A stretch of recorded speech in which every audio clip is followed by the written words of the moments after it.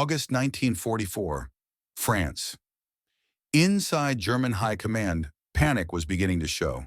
Maps were spread across tables, lines constantly redrawn, arrows advancing faster than anyone had expected.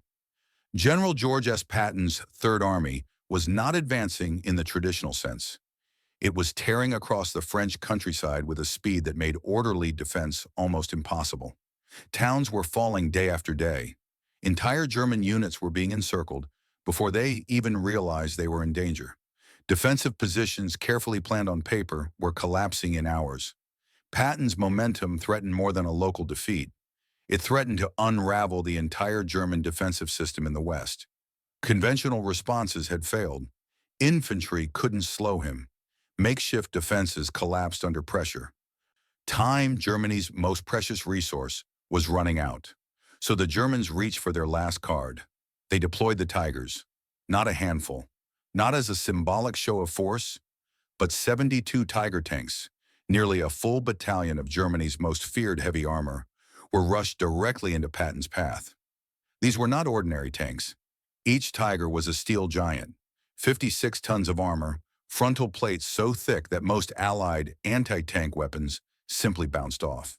And mounted at the heart of this monster was the weapon that terrified Allied crews above all others, the 88mm gun, capable of destroying any Allied tank at distances where return fire was useless. On paper, the decision made sense. A single Tiger could knock out multiple American Shermans before being damaged. 72 of them, properly positioned, should have stopped Patton cold. At the very least, they should have slowed his advance long enough for Germany to rebuild a defensive line. But what followed became a brutal lesson in modern warfare. By the time the fighting ended, fewer than 10 Tigers remained operational. The rest were destroyed, abandoned due to mechanical failure, captured by American forces, or blown up by their own crews to avoid capture. And Patton? His advance never even paused. No hesitation, no operational slowdown, no moment for the Germans to recover. This is not just a story about tanks. It is a story about how speed, coordination, and tactical thinking can destroy even the most powerful technology. It is the story of how Germany's most feared weapon was shattered in the fields of France, and how the myth of the invincible Tiger died not in a glorious duel, but under relentless pressure. To understand why the Germans believed the Tiger could stop Patton, you first have to understand just how frightening the Panzer VI Tiger really was. To Allied tank crews in 1944, the Tiger wasn't just another enemy vehicle, it was a nightmare made of steel. The Tiger weighed 56 tons, dwarfing the American M4 Sherman in both size and presence. Its frontal armor was so thick that most Allied anti-tank guns simply could not penetrate it head-on. Shells would strike, spark, and ricochet away, leaving the Tiger untouched. But armor alone wasn't what made the Tiger legendary. The true source of fear was its gun. The 88mm cannon, originally designed as an anti-aircraft weapon, had become one of the deadliest tank guns of the war. A Tiger could destroy an Allied tank at ranges where the Allied tank couldn't even hope to fight back. Often, Sherman crews never saw the Tiger that killed them. The first warning was the explosion. Allied soldiers quickly learned a brutal rule of thumb. One Tiger could hold up an entire armored column. American Shermans, the backbone of Patton's army, were faster, easier to maintain, and far more numerous. But in a straight fight, they were outmatched. To destroy a single Tiger, it often took 4 or 5 Shermans working together. And even then, the Tiger would usually destroy 3 or 4 Shermans before going down. The math was merciless. German propaganda seized on this reputation. Tigers were portrayed as unstoppable. Allied troops spread stories of entire units halted by a single Tiger tank. Fear magnified reality, and reality was already terrifying enough. In direct, head-on engagements, Tigers usually won. And yet, this reputation hid a critical truth. For all their power, Tigers were not flexible weapons. They were designed for a very specific kind of war. And outside of that narrow role, their weaknesses began to surface. The first weakness was speed. On roads, a Tiger might reach around 25 miles per hour under ideal conditions. Off-road in the mud, hedgerows, and broken terrain of France, it was far slower. It could not chase a retreating enemy. It could not rapidly redeploy to meet unexpected threats. The second weakness was mechanical reliability. The Tiger was an engineering marvel and a maintenance nightmare. Its transmission and engine were complex and fragile. Breakdowns were common, especially during long movements. For every Tiger destroyed in combat, another was often abandoned simply because it had broken down. The third weakness was fuel consumption. A Tiger consumed fuel at an alarming rate, less than 1 mile per gallon, and by 1944, Germany was desperately short of fuel. Some Tigers ran out of gas before they ever reached the battlefield. Others were immobilized during combat because resupply convoys never arrived. And then there was the most important limitation of all. The Tiger was a defensive weapon. It performed best when positioned hull down behind terrain, firing at long range, covering open ground. In those conditions, its strengths were overwhelming. But when forced to maneuver, to attack, or to react to fast-moving situations, its size, weight, and mechanical fragility became deadly liabilities. Patton understood this better than most Allied commanders. The Germans knew these weaknesses too. But by August 1944, they were out of options. Patton's Third Army was moving too fast for carefully prepared defenses. The Germans needed something, anything, that could stop American armor long enough to regain control of the front. So they committed what they believed was their ultimate solution: 72 Tigers. It should have worked. It should have at least slowed Patton down. What happened instead proved that fearsome weapons mean nothing if they are forced to fight the wrong kind of war. By August 1944, German commanders were no longer making ideal decisions. They were making urgent ones. Patton's Third Army was advancing at a pace that broke every assumption German planners relied on. Traditional defenses, layered infantry positions, anti-tank guns, planned counterattacks, required time to prepare and coordination to execute. Patton gave them neither. Every delay meant another town lost. Every pause meant another gap torn open in the front. German commanders needed something that could impose order on chaos. Something powerful enough to halt American armor immediately without waiting for perfect conditions. That something was the Tiger. German doctrine had always emphasized careful use of heavy armor. Tigers were meant to be deployed deliberately, anchoring defensive lines, covering retreats, counterattacking at decisive moments. They were not meant to be rushed forward to plug gaps in a collapsing front. But doctrine collapses under desperation. High command believed that if anything could shock Patton's advance into slowing down, it would be Tigers. Not because Tigers were flawless, but because nothing else remained that could confront American armor head-on. So they committed nearly an entire battalion, 72 Tigers, concentrated and sent directly into Patton's projected line of advance. In theory, the plan was sound. German intelligence identified likely American routes of movement. Tigers were positioned in defensive locations, hull down behind terrain, covering open ground where American tanks would be forced to advance. Long-range fields of fire were selected carefully. This was textbook use of heavy armor. American tanks would advance, Tigers would engage from distance, Shermans would burn, the advance would stall, time would be bought. That was the expectation, but the plan assumed one critical thing: that Patton would fight the battle the Germans wanted. He didn't. While other Allied commanders slowed down when Tigers were reported, Patton reacted differently. He didn't see Tigers as an obstacle to be avoided. He saw them as a problem to be overwhelmed. Patton had spent years studying German armored doctrine. He understood exactly how Tigers were supposed to be used, and more importantly, where they struggled. He knew they relied on long-range engagements, stable defensive positions, and predictable enemy behavior. So he made sure none of those conditions existed. Rather than massing his forces for a single breakthrough, Patton reorganized his advance into multiple fast-moving columns, each taking different routes, constantly shifting direction. Reconnaissance units were pushed far ahead, tasked not with fighting Tigers, but with finding them. When Tigers were spotted, Patton did not halt the advance to plan a careful assault. He escalated. Artillery was called in, not to destroy Tigers outright, but to suppress them. Heavy shelling forced Tiger crews to button up, closing hatches and losing visibility. Smoke obscured sightlines, negating the Tigers' long-range advantage. While the Tigers were suppressed, tank destroyers moved. Unlike Sherman's, American tank destroyers were faster and mounted guns specifically designed to kill German armor. They were not meant to trade shots head-on. Their job was to maneuver, to flank, to ambush, to strike side armor where even a Tiger was vulnerable. And above all of it came air power. Patton had arranged for continuous close air support. Fighter bombers were on call specifically for anti-tank missions. They couldn't always destroy Tigers directly, but they didn't need to. Rockets and bombs damaged tracks, disrupted formations, and forced crews to abandon positions. The Tigers were no longer fighting one enemy. They were fighting everything at once. This was the moment when German confidence began to crack. The Tigers were positioned for a deliberate defensive battle, but Patton refused to give them one.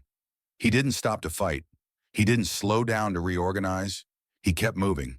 And in doing so, he turned the Tigers' greatest strengths into fatal weaknesses. The exact location matters less than what unfolded. Late August 1944, German intelligence had correctly identified where Patton's forces were likely to advance. Tigers were positioned exactly as doctrine demanded, hull down behind terrain, guns covering open ground, waiting for American armor to expose itself. On paper, it was perfect. American tanks would have to cross open fields. Tigers would engage from long range.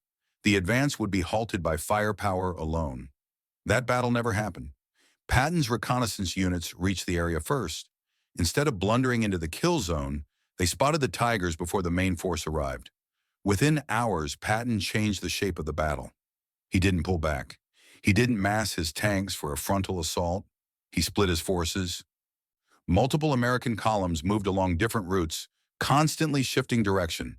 The Tigers were no longer guarding a single axis of advance. They were reacting to movement everywhere. When contact was made, American tanks did not stop to duel. They called in artillery. Shells slammed into Tiger positions, not to punch through armor, but to suppress. Explosions forced crews to close hatches. Dust, smoke, and shock waves stripped away the Tigers' greatest advantage: visibility and range. While the Tigers were pinned, American tank destroyers maneuvered. They moved fast, cutting across terrain, searching for angles. They weren't trying to win a heroic fight. They were hunting for side shots, where Tiger armor was thinner, where a single hit could ignite ammunition or disable the engine. Then came the aircraft. P-47 Thunderbolts roared overhead, rockets and bombs slamming into Tiger positions. Direct kills were rare, but damage didn't need to be catastrophic. A destroyed track immobilized a Tiger. A damaged engine forced abandonment, and the psychological effect was devastating. Tiger crews found themselves under attack from every direction at once. Artillery from one side, tank destroyers maneuvering on the flanks, aircraft screaming down from above. And through it all, American Shermans kept advancing. They didn't stop to finish the Tigers. They pushed past them, toward objectives beyond the Tiger positions. This was exactly what Tigers were never designed to handle. The first Tigers fell not in dramatic duels, but to mundane failures. One Tiger threw a track while trying to reposition under artillery fire. Immobilized, its crew abandoned it before American forces even reached the area. Another Tiger ran out of fuel. The supply convoy never arrived, destroyed miles back by American fighter bombers. The crew attempted to tow it with another Tiger. Both broke down. Both were abandoned. 3 Tigers were destroyed by tank destroyers that had flanked their position while the Tigers were engaging Shermans to the front. Side armor was penetrated. Ammunition detonated. Catastrophic kills. 2 more Tigers were struck by P-47 rockets. One lost a track and was abandoned. Another took a hit to the engine deck, starting a fire that forced the crew to bail out. And all of this happened in less than 6 hours. German commanders had expected the Tigers to hold for days. They lasted hours. By nightfall on the first day, over 20 Tigers were destroyed or abandoned. The survivors were shaken. Crews who had entered battle expecting dominance now felt hunted. They had been prepared to fight tanks. They had not been prepared to fight everything at once. If the first day shattered German confidence, the second day destroyed any remaining hope. During the night, Patton's forces did what they always did best. They learned and adapted faster than the enemy. Reconnaissance reports were analyzed, Tiger positions were mapped, and artillery targets were assigned before dawn. The Germans, meanwhile, were already behind. Tiger crews had spent the night repairing damage, towing disabled vehicles, and trying to reposition under constant pressure. Maintenance units were overwhelmed. Fuel was scarce. Ammunition resupply was irregular. Crews were exhausted, shaken by the realization that they were no longer the hunters. At first light, American artillery opened up. Shells bracketed known Tiger positions before the tanks even began to move. German crews were forced to button up immediately when you saw losing situational awareness the moment the day began. Tank destroyers had moved during the night. They now waited in ambush positions, covering likely movement routes. When Tigers attempted to reposition, slowly, cautiously, they were already being watched. More Tigers broke down. The constant movement, the stress of rapid redeployment, and the lack of proper maintenance facilities took their toll. Transmissions failed, engines overheated, tracks snapped. Tanks that could have dominated from prepared positions became immobile liabilities simply because they were forced to move too often. When Tigers did engage, the pattern repeated itself. Artillery suppressed, tank destroyers flanked, aircraft attacked from above. American forces never gave the Tigers time to stabilize, coordinate, or fight on favorable terms.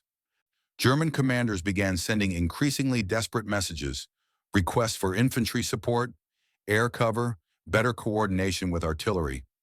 Many of those requests arrived too late. Others went unanswered. Patton's advance had disrupted German command and control so thoroughly that units were fighting isolated battles, unaware of what was happening just a few miles away.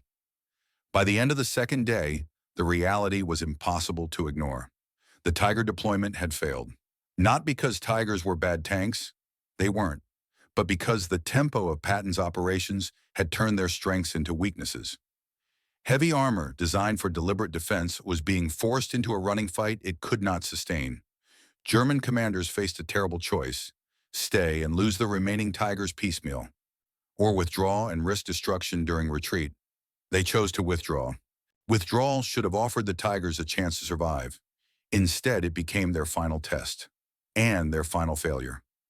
By the third day, German commanders ordered the remaining Tigers to pull back beyond Patton's immediate area of operations. On paper, retreat seemed safer than standing and being destroyed in place. In reality, retreat exposed every weakness the Tiger possessed. The Tigers were slow. American forces were not. As Tiger units began moving rearward, Patton's tank destroyers and armored elements pressed forward relentlessly. Retreating Tigers were engaged from behind and from the flanks, exactly where their armor was thinnest. Fuel shortages worsened. Supply lines had been shattered by air attacks and rapid American advances. Some Tigers ran out of fuel mid-retreat. Immobilized and unable to tow one another, crews were forced to destroy their own vehicles to prevent capture. Mechanical failures multiplied. The stress of combat and constant movement pushed already fragile systems past their limits. Transmissions failed, engines seized, tracks broke under the weight of damaged suspension systems. Disabled Tigers littered the retreat routes, silent monuments to engineering overstretched beyond its purpose. And Patton never let up. American artillery hammered withdrawal routes, turning roads into kill zones. Fighter bombers strafed German columns, forcing dispersal and slowing movement even further. Tank destroyers harassed flanks, preventing German units from forming effective rearguards. This was Patton's philosophy in action: never let the enemy recover, never give them time to regroup, make retreat as costly as defense. One captured German officer later summarized the experience with brutal clarity. "We expected a battle. What we got was a pursuit. Your forces never stopped long enough for us to establish a defensive position." That was the heart of Patton's method. He understood that Tigers were most dangerous when static, prepared, and supported. So he ensured they were never static, never prepared, and never supported long enough to matter. By the time the surviving Tigers managed to withdraw beyond Patton's reach, The damage was catastrophic. Of the 72 Tigers committed to stop Patton's advance, fewer than 10 remained operational. The rest were destroyed in combat, abandoned due to mechanical failure, captured by American forces, or blown up by their own crews. The road ahead lay wide open. The weapon meant to stop Patton had failed completely. What happened to the Tiger Battalion was not a fluke. It was not bad luck, and it was not the result of incompetence by German crews. The Tigers failed because war is not decided by specifications. On paper, the Tiger was superior to the Sherman in almost every technical category: armor thickness, firepower, range, survivability in a direct fight. In a controlled, static engagement, the Tiger was devastating. But war is not a technical competition. It is a contest of systems, tempo, and decision-making under pressure. The first lesson was simple and brutal. Tactics beat technology. One Tiger was better than one Sherman, but one Tiger could not handle artillery, aircraft, tank destroyers, and maneuvering armor all at once. Patton's forces did not try to outgun the Tiger. They overwhelmed it with coordination. Each American system covered the weaknesses of the others.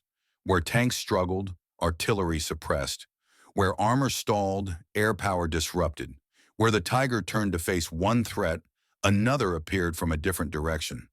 The second lesson was about speed and tempo. Tigers could destroy more American tanks per engagement, but Patton rarely allowed prolonged engagements. His forces engaged, disengaged, and moved faster than the Tigers could react. Heavy armor requires time. Time to reposition, time to resupply, time to prepare firing positions. Patton denied the Germans all three. The third lesson was logistical and devastating. Tigers required enormous amounts of fuel, ammunition, and maintenance. Patton's rapid advance shattered German supply lines so thoroughly that many Tigers became useless without ever being destroyed. A tank that cannot move, cannot fire, or cannot be repaired is already defeated. And then there was the psychological factor. Tiger crews entered the battle expecting dominance. For years, Tigers had been symbols of superiority. But when those crews found themselves suppressed, flanked, attacked from above, and forced to abandon their vehicles, confidence collapsed. Morale is not abstract. It directly affects performance. The deeper problem was doctrinal. Germany had designed the Tiger for defensive warfare, holding ground, anchoring retreats, counterattacking methodical advances.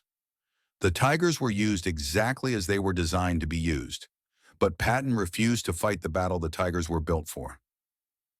He fought a war of movement. By the time Tigers were positioned to defend, American forces were already bypassing them, flanking them, or calling in airstrikes. The battle the Germans wanted simply never materialized. This is why George S. Patton succeeded where other Allied commanders struggled against Tigers. Others slowed down.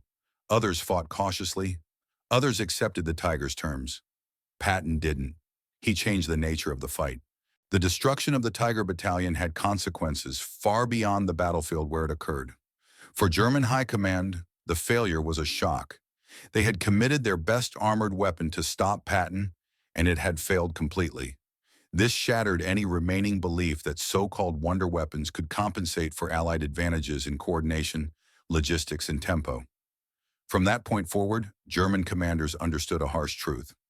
Superior equipment meant nothing if it could not be brought to bear on the battlefield in the right way, at the right time.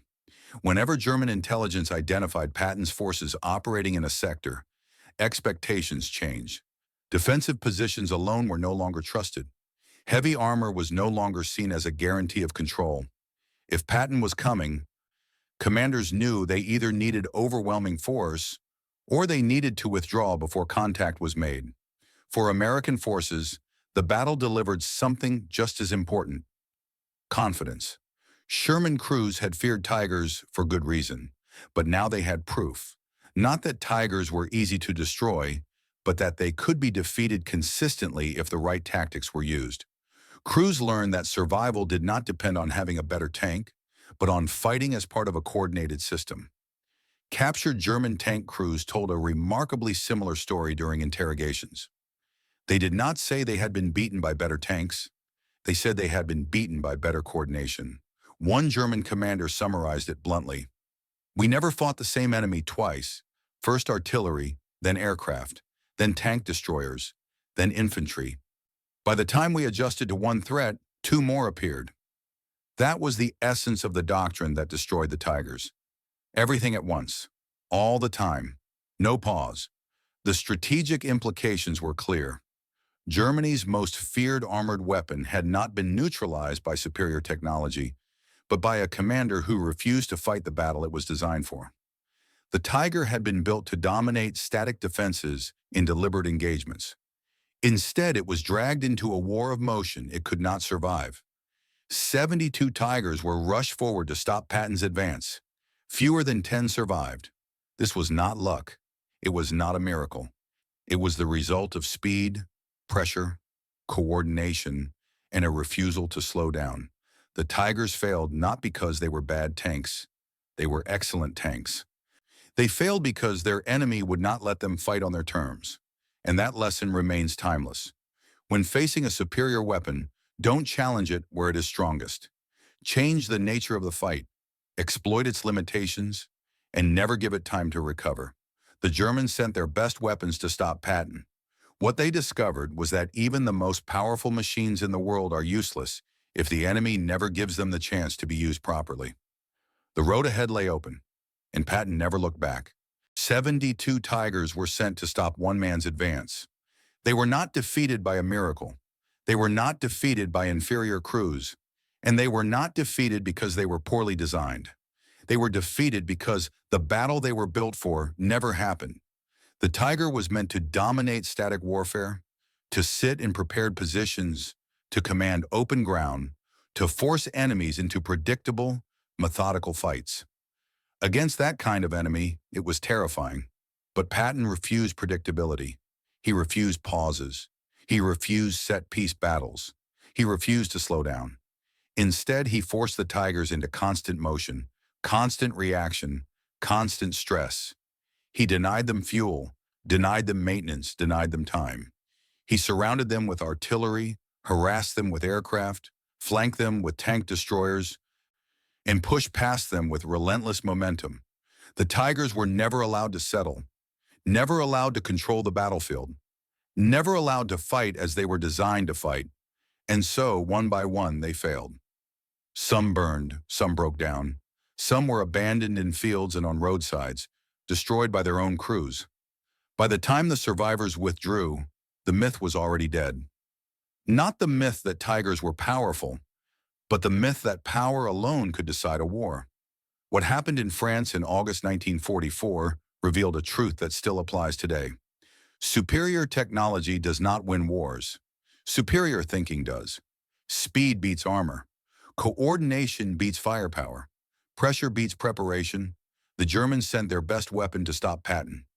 What they learned is that the best weapon in the world means nothing if your enemy refuses to let you use it. The road ahead lay wide open, and Patton's army kept moving, leaving burned-out wrecks behind them as silent proof that steel is only as strong as the doctrine that guides it.